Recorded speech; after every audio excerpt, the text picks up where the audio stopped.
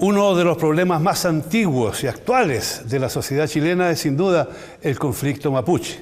Y nada indica que se encuentre una solución rápida y efectiva. Bienvenidos a Claves, y esta es una coproducción de la televisión alemana Deutsche Welle y el canal de televisión de la Cámara de Diputados de Chile. Mi nombre es Gonzalo Ernesto Cáceres y en la comoderación me acompaña hoy Carolina Jiménez, del canal de televisión de la Cámara Baja del Parlamento chileno. Gonzalo Ernesto, bienvenido a Chile. Es un placer poder hacer esta coproducción para hablar de un tema tan relevante, no solamente para nuestro país, sino que también para otras latitudes. Es un tema que genera mucho interés y queremos desmenuzarnos con 4 excelentes invitados. Paso inmediatamente a presentarlos. Nancy Yáñez, codirectora Observatorio Ciudadano de Pueblos Indígenas. Muchas gracias por acompañarnos y bienvenida. Muchas gracias por la invitación. El diputado José Manuel Edwards, de Renovación Nacional y representante de un distrito de la región de la Araucanía. Muchas gracias por la invitación, Carolina y Gonzalo. Bienvenido. El diputado Joaquín Tuma, del Partido por la Democracia, también de la región de la Araucanía. Muchas gracias, señor diputado, por acompañarnos. Gracias por esta tremenda invitación que me ha hecho Carolina.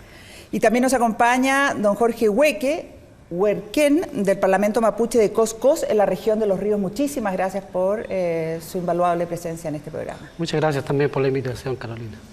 Gracias también de mi parte. Y a fines del siglo XIX se promulgó una ley destinada a colonizar el sur del país con población chilena y extranjera. Un siglo después se han levantado grandes fortunas en la región, pero curiosamente esta es una de las regiones más pobres del país y en medio de ella viven los mapuches. ¿Es esta ley, diputado, el origen del problema mapuche? ¿Es el origen de los males que se viven hoy en relación con esta situación? A ver, voy a precisar un poco. Estamos hablando de una ley que se dicta en 1866, que se declara ese territorio de colonización. Y esto fue producto de una situación en que hay que remitirse un poco más atrás, porque evidentemente para comprender el origen de esa ley tenemos que remitirnos a un poquito más de atrás de la historia. Yo quiero brevemente señalar de que los conquistadores españoles tuvieron un desastre en tratar de dominar al pueblo araucano, y en 1641 ellos logran entonces entender y hacen el primer parlamento o tratado con el pueblo mapuche. Y ahí tenemos el Parlamento de Quilín, donde se reconoce esta nación y se reconocen fronteras. Al río Biobío se le da la frontera norte del pueblo mapuche, o de la nación mapuche, y yo diría que ahí en el río Calle fue precisamente, o tal vez un poquito más al norte, la frontera sur. Y se hacen en este tratado una serie de concesiones a ambas partes. Hay 25 cláusulas donde se establecen la manera de relacionarse, de devolverse los prisioneros, de cuáles son las fechas para comercializar productos, cómo se permiten a los jesuitas hacer misiones evangélicas, en fin. Hay toda una relación, y esto hay que se repite durante varias etapas de este periodo, hasta que en 1825 se produce el Tratado de Tapigüe, en que se repite por parte de la República, de la naciente República de Chile, lo mismo. Y se reconoce el pueblo, ¿no es cierto?, en su existencia, y territorialmente también se reconoce la frontera. Pero a partir de ahí se inicia entonces la introducción en estos territorios de aventureros, de comerciantes y de personas inescrupulosas que van tomando posesiones territoriales en este territorio, comprando tierra malamente o engañando a muchos de los indígenas que ahí estaban. Para evitar eso, en 1866 el gobierno ya decide entonces decir que toda la tierra esa es colonizable, y por lo tanto se produce una situación en que quienes quieren entrar ahí tienen que entender que esa tierra es del Estado de Chile. Es una cosa que lo hacen unilateralmente, sin participación del pueblo originario, que ellos eran, ¿no es cierto?, los habitantes de ese territorio. De ahí parte la primer signo, ¿no es cierto?, de abuso del Estado de Chile. primer signo de abuso. ¿Cómo ven los propios mapuches esta situación? ¿Cómo ven ustedes el origen del conflicto y cómo entienden la realidad actual en esa perspectiva? En alguna medida, nosotros, la generación del conflicto que se ha dado a través, como dice, la llegada del europeo a Chile, posteriormente la instalación de la República, considerado como un Estado republicano, que jamás nunca pudimos tener acuerdo. Y hay varias formas que señalan de que de una u otra manera nosotros los mapuches hemos tenido acercamiento tanto con la corona española, con el Estado chileno después republicano. Sin embargo, eso nunca se ha respetado, es decir, en base a los tratados y a los que se han convenido entre estas instancias. Ahora, nosotros, de una u otra manera, como mapuche, a veces nos consideran como pueblos guerreros, en consecuencia que por toda esta situación de falta de respeto y de violaciones que hubieron, lesa humanidad que hubieron al interior del pueblo mapuche de parte de los estados, muchas veces nosotros teníamos que defenderlo. Y teníamos solamente nuestras armas que eran de caza, para cazar, con eso nos defendíamos. Nos consideran como pueblo guerrero, que en definitiva los historiadores cuentan eso, que no están así. Fuimos siempre un pueblo de resistencia y vamos a seguir siendo un pueblo de resistencia hasta en la actualidad. Y frente a eso, bueno, hoy día nos incorporan todas estas leyes, nuevamente nuevas leyes comunes, digamos, a todos los chilenos sin distinción, que existimos desde antaño, que nos consideramos como parte de los pueblos preexistentes, tanto en América y en todos los países del mundo. Pues bien, consideramos que los mapuches todavía perduramos y vamos a perdurar por mucho tiempo más, pero también con este respeto a la diversidad hoy día. Nancy, justamente ¿cuál, desde tu perspectiva, ha sido el rol que ha tenido el Estado chileno? ¿En qué ha fallado? ¿Ha fallado el diálogo? Parlamentaban en algún minuto, ¿no es cierto?, mapuches y en ese minuto españoles o después chilenos, ¿no? ¿Cuál ha sido el error? A ver, yo creo que efectivamente hay una situación, un fundamento histórico que da cuenta que la relación entre el Estado de Chile y el pueblo mapuche ha estado marcada por la confrontación y no por el diálogo. Y aquí me permito hacer algunos hitos que me parecen relevantes y que muestran las particularidades de la situación chilena respecto al resto de Latinoamérica. Y la primera de ellas la señaló el diputado Tuma cuando indica efectivamente la colonización española se da en el marco de acuerdos parlamentarios que comienzan con Quilín y que terminan ya entrada la República en el año 1825, donde se pactan condiciones de autonomía y diálogo. Sin embargo, la relación con el Estado de Chile, con el Estado republicano que empieza a instalarse en la Araucanía, no es la misma. Está marcada por la ocupación militar del territorio. O sea, la estrategia colonizadora del Estado de Chile tiene como base para su consolidación la ocupación por medio del ejército de las tierras que ocupaba el pueblo mapuche y que en virtud de los parlamentos eran considerados tierras autónomas. Ahora, eso significa no solo establecer una condición de subordinación por el uso de la fuerza, sino que además implica instalar en este territorio un principio jurídico que va a estar en la base de la ocupación legal de estas tierras y su asignación a terceros, particularmente a colonos nacionales y extranjeros, y que es el concepto de tierra nullius, es decir, que estas tierras no pertenecen a nadie, como no pertenecen a nadie, pertenecen al Estado y que está en nuestro artículo 590 del Código Civil. Ahora, este principio de terra nullius es un principio que se aplica en toda Latinoamérica para sostener la soberanía territorial del Estado sobre los espacios territoriales de uso ancestral de los pueblos indígenas. Sin embargo, en el caso chileno, podemos establecer que la responsabilidad está más instalada en la República que en el periodo de colonización, toda vez que efectivamente ha sido en tiempos de república donde se consumó finalmente la ocupación del territorio. A partir de eso, ¿qué es lo que hace finalmente, en definitiva, el Estado chileno? Por una parte, entregar concesiones territoriales de dimensiones superficiales muy superior a colono bajo dos paradigmas. Uno, que efectivamente aquí podía impulsar un modelo de desarrollo que era más funcional a la concepción de república que se venía generando que el que estaba establecido en las bases estructurales del pueblo mapuche.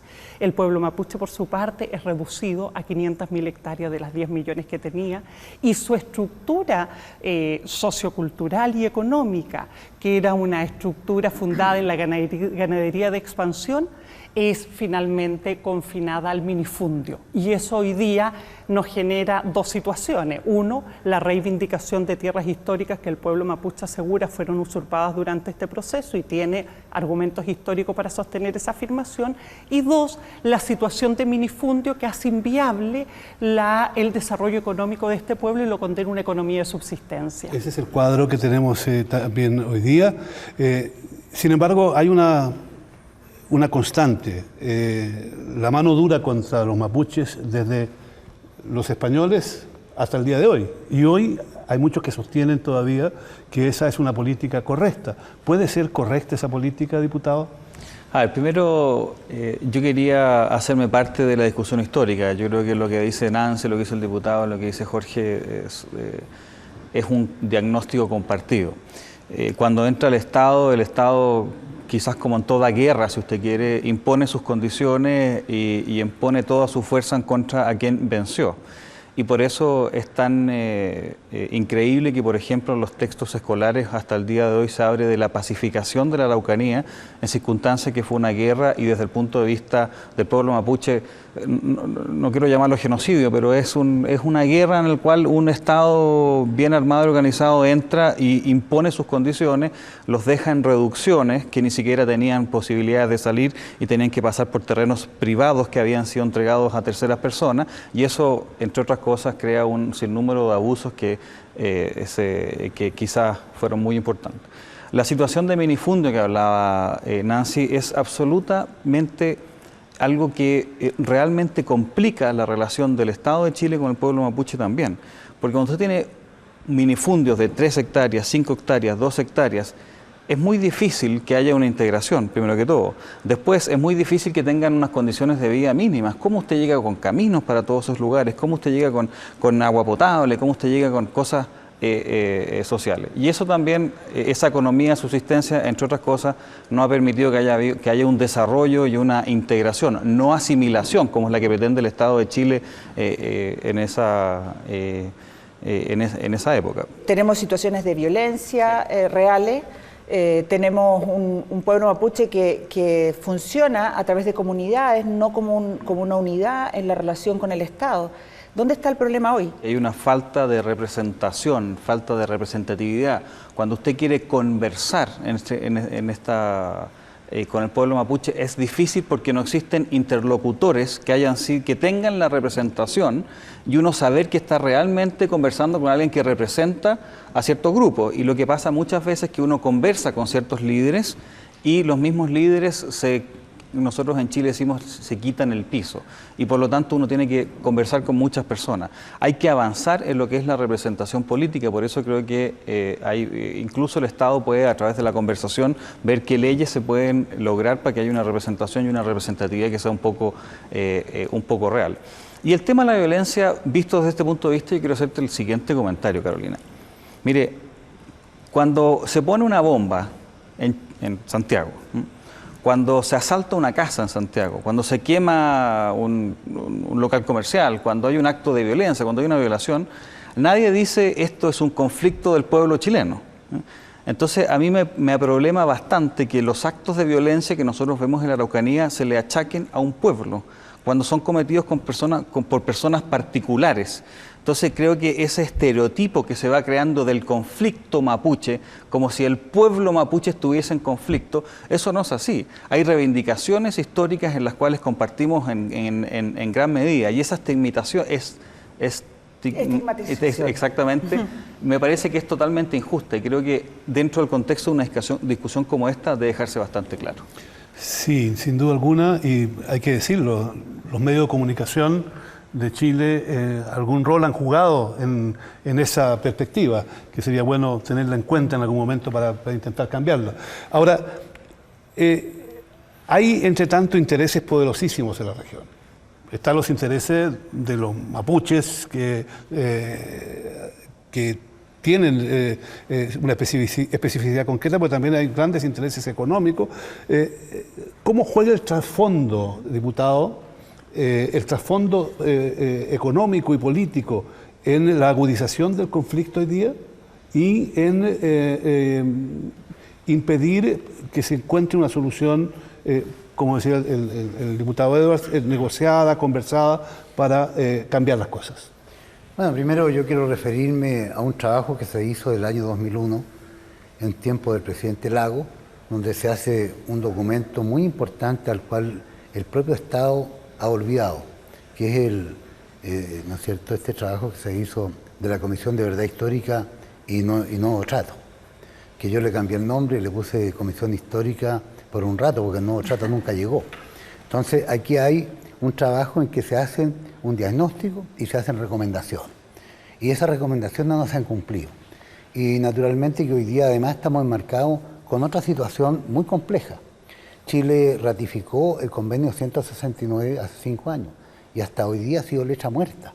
Y letra muerta porque no hemos sido capaces, ¿no es cierto?, de implementarlo. Felizmente ahora la Contraloría ha dado paso al reglamento de la consulta, lo que permite avanzar, porque Gonzalo, para que tú sepas, no se puede hacer ninguna ley en Chile, no se puede modificar ninguna ley sin la consulta, porque de alguna manera eso está establecido en 169 y les afecta. A la consulta a los pueblos originarios, aclaré. Así es, para todos los pueblos originarios de Chile. Entonces, hemos avanzado un paso, falta un segundo paso que dice relación con lo que señalaba mi colega José Manuel, en el sentido de que no hay una institucionalidad legitimada para sentarse a la mesa a negociar entre el Estado y los pueblos originarios, y específicamente con el pueblo mapuche. Aquí viene una cosa que, aunque se prometió por el gobierno anterior, no se llevó adelante, que era establecer este proyecto de ley que mandó la presidenta Bachelet el año 2009 al Congreso, en que se crea el Consejo Nacional Indígena, de tal manera que todos los pueblos originarios tengan una institución con quien se siente frente al Estado a negociar la salida de este conflicto. Pero hasta ahora la política del Estado de Chile con el retorno a la democracia en 1990 ha estado basada principalmente en la entrega de tierras, ¿no? Compras de tierra a los chilenos y, por tanto, entrega de tierra. ¿Esa es la política correcta? La Comisión de Verdad Histórica y Nuevo Trato fue explícita en señalar que el mecanismo adecuado, en este caso con base en nuestra Constitución, que establece los límites de la propiedad precisamente en la función social y en los intereses generales de la nación, como la protección de los pueblos indígenas, es la expropiación. Ahora, no solo es este el problema que hoy día enfrentan los pueblos indígenas. Gonzalo lo señalaba claramente cuando decía, bueno, pero acá, ¿qué pasa con los grupos de interés económico en la región? Y aquí viene la segunda pata del conflicto, y que está dada porque las tierras que habían logrado mantenerse bajo control de los pueblos indígenas hoy día también están en riesgo.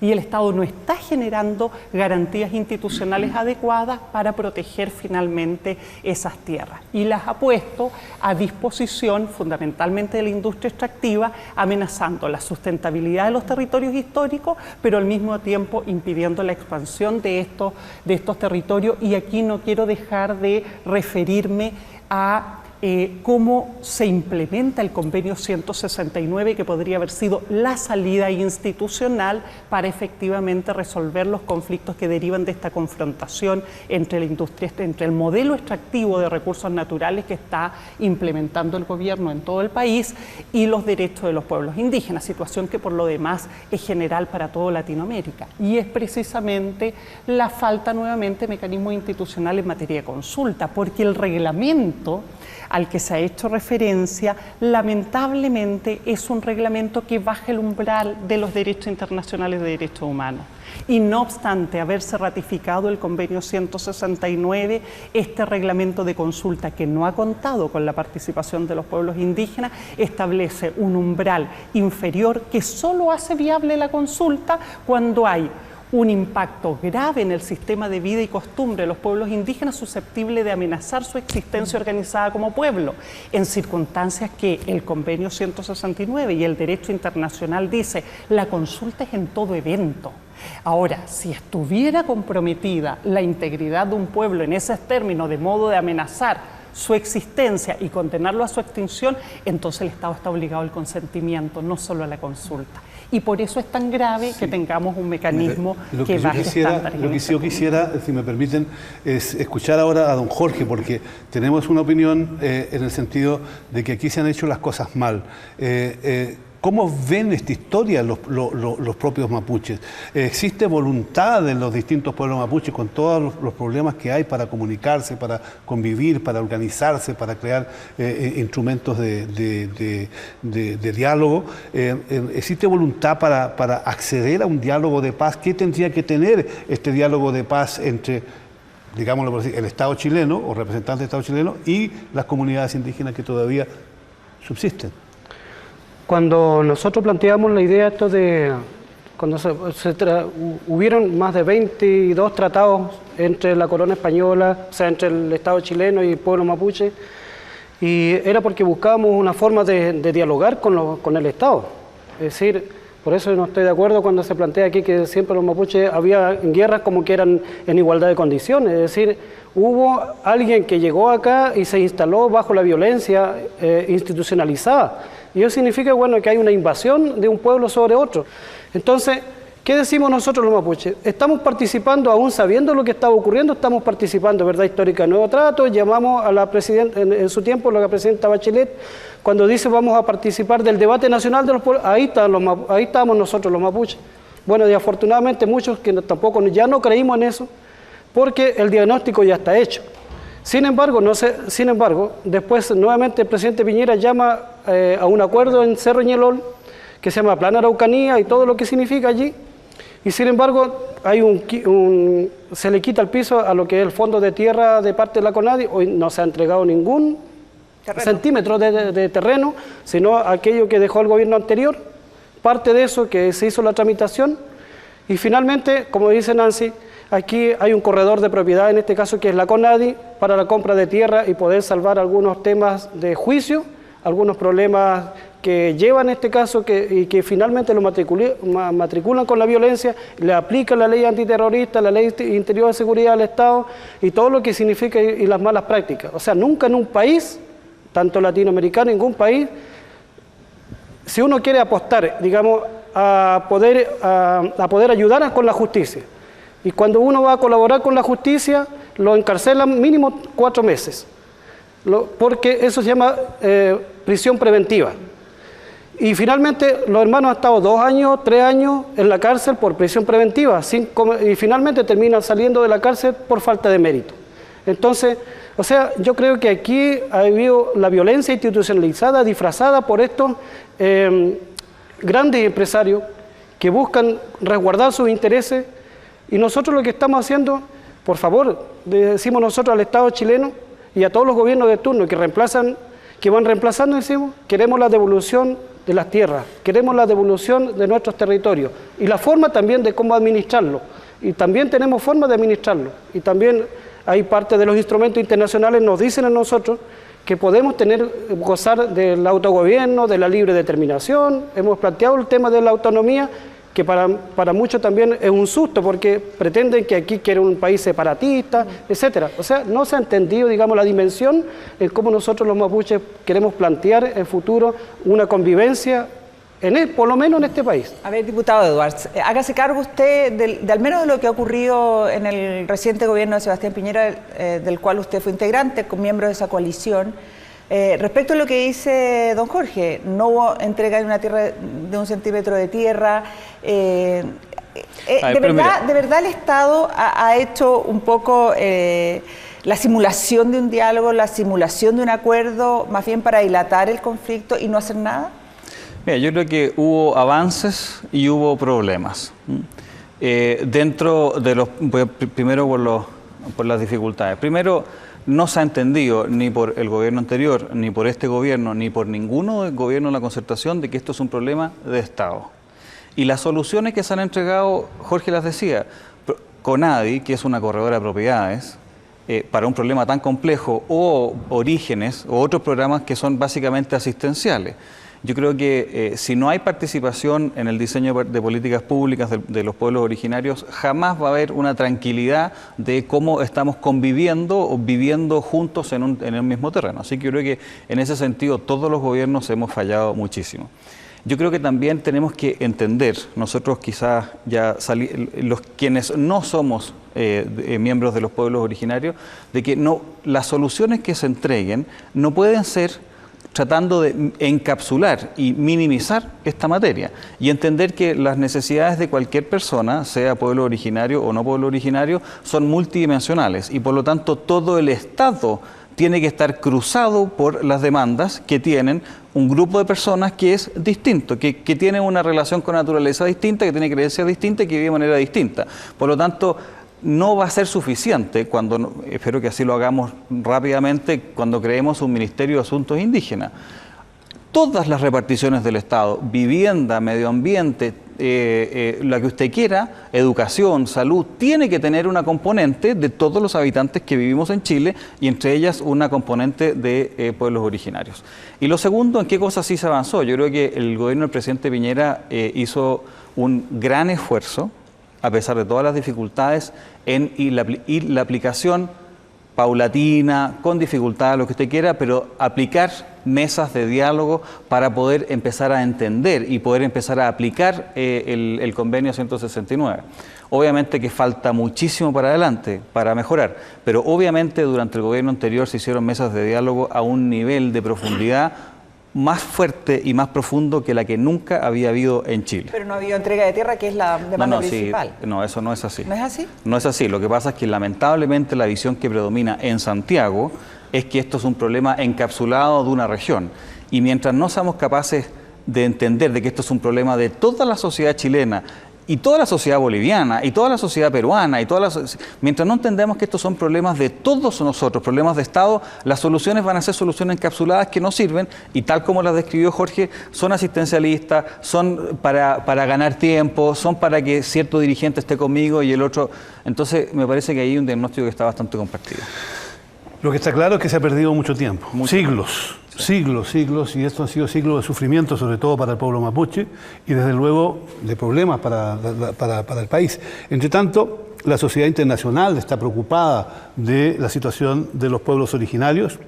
Chile, que dice ser un país que respeta los tratados internacionales, que se siente orgulloso de ser una nación en ese sentido, hoy día se ve también acosada porque no se han cumplido acuerdos, tratados que tienen que ver con los derechos que han ido adquiriendo a lo largo de los años los pueblos indígenas y también los mapuches. ¿Cómo se observa desde el Parlamento chileno esta presión internacional? ¿Podrá contribuir para que se solucionen los problemas? Ojalá. Yo soy muy escéptico de lo que ocurre en el Parlamento.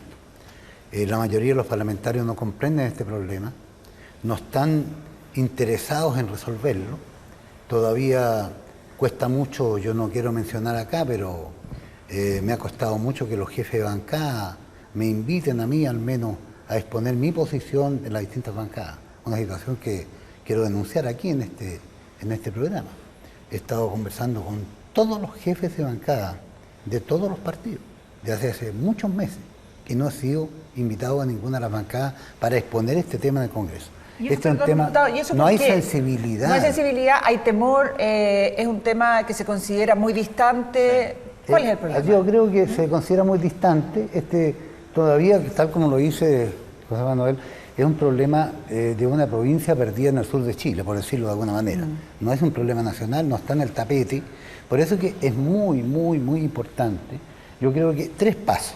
Yo quiero señalar que aun cuando yo no estoy de acuerdo con lo que señala Nancy, el reglamento, si bien es imperfecto y de eso lo reconozco, es un instrumento para empezar. Creo que es necesario empezar a consultar ciertos temas al menos para poder legislar. Y una vez que tengamos entonces las instituciones que faltan, porque aquí falta el Consejo Nacional Indígena para tener entonces el otro al frente del Estado, y también la creación de esta promesa que hizo la presidenta Bachelet de un Ministerio de Asuntos Indígenas. Yo quiero observarle a ustedes lo siguiente: 6.000 millones de pesos entrega la CONADI todos los años a INDAP, sin ninguna condición, a una institución huinca, que no tiene la percepción, ¿no es cierto?, de lo que significa atender a una cosmovisión distinta digamos, operativa. Y me encontré yo, precisamente en el gobierno recién pasado, con personas que estaban dirigiendo INDAP que no entendían, ¿no es cierto?, la lógica del pueblo mapuche. Y hoy día nos encontramos con un desastre que estamos hoy día observando cuando se entregaron maquinaria a personas que no eran aptas para recibir la maquinaria, cuando personas que recibieron maquinaria me dicen, mire, yo no sabía lo que significaba recibir esto, yo no he pagado la patente del tractor porque nadie me dijo que yo tenía que pagar patente, que tenía que hacer revisiones técnicas. Entonces, ahí no se hizo un reglamento de manejo de aquello, en la práctica no ha funcionado. Y por otro lado, el conflicto también obedece a que hay mucha desinformación, o mejor dicho, no ha llegado la información adecuada a las comunidades. Yo estuve reunido con 48 pastores evangélicos hace algunos meses atrás en la comuna de Saavedra, por lo tanto estamos hablando de un nivel, digamos, de conocimiento que uno supone que ahí está, y de los 48, solo 3 conocían lo que era el 169, solo 3. Entonces yo siento que no está la información ahí para poder... ¿Por qué acontece eso? Ahí uno tiene la sensación, y sobre todo cuando uno viaja bastante fuera del país, que los chilenos de alguna manera se sienten superiores. Se sienten superiores porque no tienen negros y porque tienen dominado a los mapuches. Y los mapuches son considerados flojos, son considerados gente sin cultura, son mirados hacia abajo. ¿Es cierto que los chilenos son racistas? Y este sería un componente importante para la no solución del problema, Nancy. Bueno, no sé si podría sostener eso, pero sí puedo sostener, uno, que el resto de los países de Latinoamérica, entendiendo que esto era un tema de justicia histórica, resolvieron la demanda indígena en la reforma agraria en la década de los 60. Chile no. Y eso no fue un problema en el fondo del fundamento de la justicia social que finalmente estaba en la base de la demanda de la reforma agraria. Por lo tanto, efectivamente, al menos Chile no se ha tomado en serio la reivindicación de su pueblo indígena. Lo segundo que puedo decir es que sí, efectivamente, Chile y la comunidad política chilena siente que las condiciones de su mayor gobernabilidad en relación al resto de Latinoamérica está en su homogeneidad cultural. Y eso es una falacia, no es cierto. Y de eso da cuenta la persistencia del conflicto. Y lo otro que puedo señalar, que en el marco de esas mismas falacias tal vez, retomar la necesidad que hoy día tenemos de comprender en su realidad los problemas que tenemos. Siempre decimos que Chile es respetuoso de los derechos fundamentales, ¿no? Y es respetuoso de los convenios internacionales desde que recuperamos la democracia. Bueno, el tema de la consulta es un tema de derechos fundamentales, por lo tanto no cabe gradualidad en su implementación. Porque si es un problema, si es una cuestión de derechos fundamentales, el Estado tiene una obligación superior de garantía de acuerdo a los instrumentos internacionales. Y ese fue el tema de debate planteado precisamente por quien habla, acompañada de doña Claudia Pailalef, consejera indígena de la Corporación Nacional de Desarrollo Indígena, y don Sergio Campuzano, dirigente de la comunidad de Higuita de los Huascoaltinos, en la última audiencia de la Comisión Interamericana de Derechos Humanos, donde el Estado planteó que estaba impulsando un proceso gradual en la implementación de la consulta, y en donde nosotros advertimos que en el marco de los derechos fundamentales, el Estado no tiene ese margen de discrecionalidad, y eso fue ratificado precisamente por los comisionados ahí presentes. Pero a ver, yo quisiera interrumpir en este punto a Nancy, porque yo creo que ella tiene razón, pero en el contexto político en que estamos, no va a ser de otra manera sino que gradual. Y si no lo hacemos gradual, no vamos a tener nada. Y yo prefiero avanzar un paso, ¿no es cierto?, que esperar avanzar, ¿no es cierto?, durante mucho tiempo. Entonces, yo lo que digo es cierto. Esto debería hacerse, ¿no es cierto?, de manera absolutamente completa. ¿Un comentario sobre el contexto político? Yo creo que es súper clave poner en la mesa el tema del contexto político, no para efectos de poder bajar en definitivo el estándar de los derechos fundamentales, porque creo que ahí tendríamos un riesgo para la democracia, pero precisamente para dar cuenta que acá hay un tema de democracia, y es un tema de democracia no solo de Chile, sino que latinoamericano, y evidencia que detrás de este contexto histórico tenemos una vulnerabilidad democrática a una relación clientelar con los grupos de poder, y que finalmente lo que hace imposible y difícil la implementación de la consulta en nuestro país y la falta de voluntad política de los estados tiene que ver por la presión que los grupos de poder ejercen para evitar por esa vía un límite a su interés. Lo decía Gonzalo hace algún momento, hay grupos de intereses importantes en la zona que son, por lo que ustedes están diciendo, una traba para la solución del conflicto, pero a mí me gustaría que Jorge hiciera referencia no solamente a eso, sino que también a cómo sienten que son vistos por los chilenos.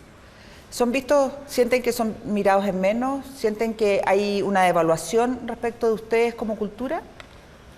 Yo creo que, mira, últimamente nosotros por lo menos yo he tenido la posibilidad de buscar el acercamiento con el gobierno regional y también con el gobierno central, pero actualmente no hay ninguna respuesta para acercamiento, digamos, hacia el pueblo mapuche.